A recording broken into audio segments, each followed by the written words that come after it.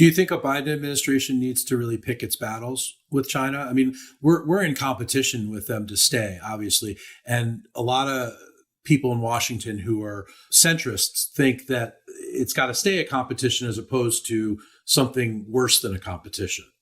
My sense is probably the technology part of it is an important part where we have to stay competitive. And that involves, questions about semiconductors to 5G to AI. And I worry that that's an area that DC is generally uncomfortable about discussing, and that people would prefer, talking about having an open playing field for trade in soybeans or something like that. I'd like there to be more focus on these hard tech and IP questions, even though that's hard to do. Is policy around AI a way to possibly combat China? Because I know China's using AI in a big way to surveil its entire population.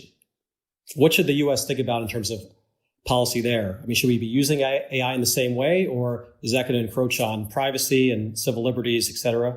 I would say one way to frame the challenge of AI is that it's obviously a new technology. It can be a powerful weapon, but there also are ways in which it has sort of a totalitarian vibe. And, the one-liner I have on this is, if crypto is libertarian, if Bitcoin or crypto are libertarian, then AI is communist.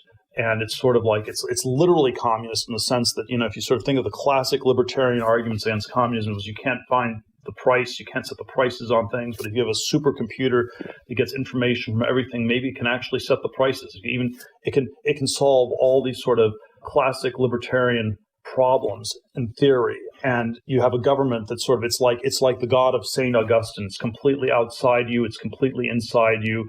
It knows more about you than you know about yourself. And there's something about that picture of God or the state that is kind of scary and totalitarian and tyrannical. And that's why I think we're right to be hesitant with AI. I don't think China has a technological lead on AI. I think the innovation is still happening more in the West than in China, but it is willing to apply AI in ways that we haven't been, and we probably should not be. So it's a complicated technology for the West, because we shouldn't give up on it. But then it is one that many of the applications of which I think are quite problematic.